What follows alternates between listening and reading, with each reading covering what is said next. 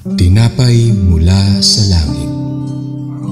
A daily morning devotion with CRC family.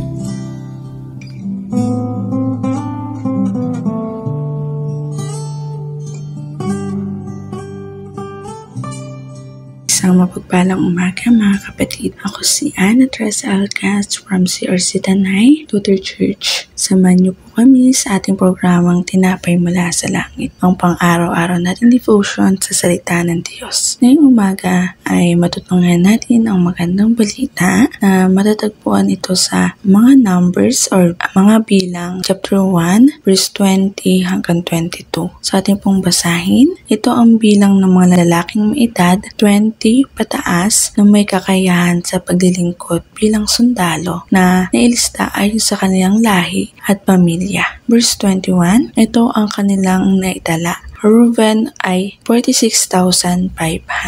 Bago po tayo magpatuloy, tayo dumako po sa maikling panalangin. Lord God, sa araw po nito, Panginoon, na pinagtipon-tipon niyo po ang bawat isa sa TMSL na to, Panginoon. Maraming salamat, Panginoon, na pinagkaloob niyo po sa mga tao, sa mga anak po ninyo ngayong pong umaga. Ang magandang blessing, Panginoon, ng panibagong buhay na pinagkaloob niyo po sa amin, Panginoon. Ngayong pong umaga kami po ay humihingi ng kalinisan at kapatawaran sa aming mga pagkakasala at pagkukulang sa inyong harapan, Panginoon. Dalisayan niyo po ang aming puso at isipan pang humarap kami sa inyo ng may pusong dalisay, Panginoon, at maayos na hangarin. Lord God, ngayon pong umaga nito, Panginoon, ay bigyan niyo kami ng wisdom para maintindihan aming tatalakayin ngayong umaga na to, Panginoon. Lord God, ang magandang balita na pinagkaloob niyo po sa amin ngayon ay maging susi at maging sandata namin, Panginoon, sa darating na araw at panghahawakan namin upang mas lumakas kami sa inyong presensya. Lord God, maraming salamat sa umaga na to.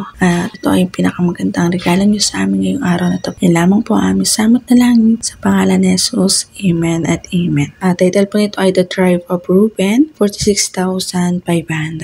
So, ang Israel ay binubuo ng 12 tribo. Ang mga tribo na ito ay nagmula sa mga anak na lalaki ni Jacob at sa kanilang mga apo na mas kilala bilang ang mga ninuno ng mga Hudyo. Ang isa pang pangalan na ibinigay kay Jacob ng Diyos ay Israel. Si Reuben ay kasama sa 12 tribo ng Israel. So, ang pag-usbong na 12 tribo ay nagsimula noong si Jacob at ang kanyang pamilya ay pumunta sa Egypt. Dahil sa kawalan ng pagkain sa kanilang lupain, sa Egypt sila'y dumami at naging bayan ng mga Israelita. Ang mga Israelita ay inilarawan batay sa 12 tribo ng Israel. Si Jacob ang itinatawag na Israel. Siya nakatanggap ng bagong pangalan mula sa Diyos matapos ang isang laban kung saan nagsanib ang kanyang lakas at tapang. Mula rito, ang pangalan na Israel ay naging pangalan din ng kanyang mga angkan. Ang mga 12 tribo ng Israel ay pinubuo ng mga sumusunod na tribo. Ito ay Reuben,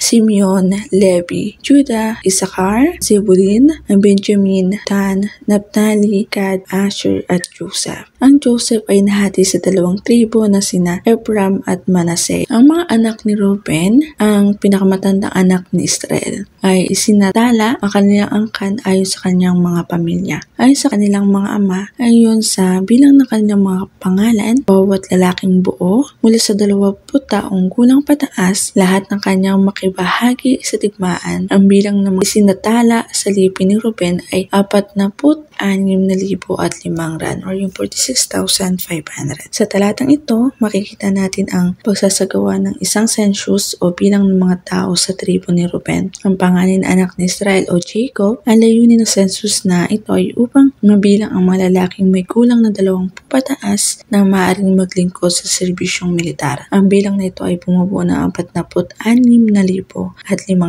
na mga lalaki mula sa tribo ni Reuben. Ang pagsasagawa ng census na ito ay bahagi ng may malawakang paghahanda ng mga Israelita para sa kanilang paglalakbay at ang kanilang pag-organisa sa militar sa ilang. Ang pagbilang ng mga miyembro sa bawat tribo, lalo na ang mga lalaki na maaari makibahagi sa digmaan, ay naibibigay sa kanila ng sapat na impormasyon upang maayos na maorganisa ang kanilang power sa militar. Ito ang nagbibigay ng idea sa kabuang laki ng populasyon ng mga lalaking kayang maglingkod sa mga gawain ng hukbo. Ang mga ganitong sensors ay nagpapakita ng kahalagaan ng organisasyon at ang paghahanda sa mga aspeto ng militar na naglalayong mapanatili ang kaayusan at seguridad ng komunidad. Sa pamamagitan ng pagsusuri sa bilang ng mga handang sundalo, mas mapapadali ang pagpaplano ng mga hakbang na kailangan gawin sa mga oras na pangangailangan, tulad ng paglalakbay sa ilang o pagsasagawa ng digmaan. So mga kapatid, sa ating pong tema ngayon na paghahanda sa darating na digmaan. Noong naranasan lahi nila Ruben na kailangan natin ng paghanda primerong edad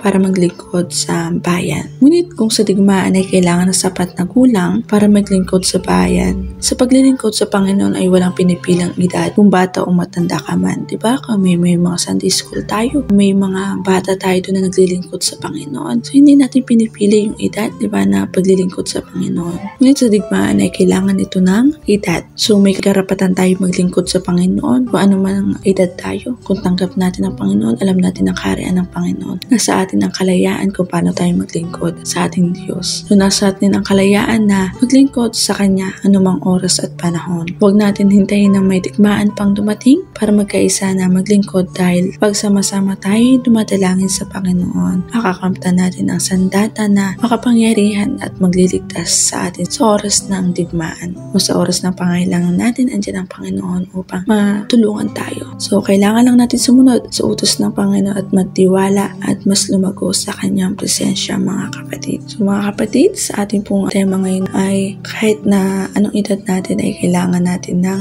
Diyos sa puso natin para maging handa tayo at tayo ay malaya dahil nasa atin ang kalayaan na maglingkod sa Panginoon. So tayo po ay manalangin. Lord God, maraming salamat Panginoon sa mga aral na itinuro nyo sa amin ngayon pong araw na ito. Aming paghahanda sa paglilingkod, Panginoon, anumang oras, hindi na namin kailangan ng digmaan, hindi na namin kailangan, Panginoon, ng paghihirap para magkaisa kami, para maglingkod sa inyo, Panginoon. Anumang oras, may kalayahan kami na maglingkod sa inyo, Panginoon. Lord God, kayo lamang po ang magbigay sa amin ng kapatawaran, Panginoon, sa hindi namin namibigay ang oras na para sa inyo. Kayo lamang, Panginoon, ang maggabay sa bawat isa't makamtan nila ang kaligayahan, Panginoon, at contentment sa inyo, Panginoon. Kaya lamang po ang aming salamat na langin sa pangalan ni Jesus. Amen at Amen. Maraming salamat po sa inyong pakikibahagi sa ating programa. Lagi po nating pagnilayan ang salita ng Diyos mula sa ating puso na lubos ang magiging kaunawaan natin dito. Muli po ninyo kaming samahan bukas sa pagninilay na kanyang mga salita dito sa programang Tinapay Mula sa Langit. Malaya po ninyo itong i-share ang ating video upang tayo ay maging pagpapala sa iba. Pagpalain po tayong lahat ng ating Panginoon. Magandang umaga mga kapatid. See you po bukas.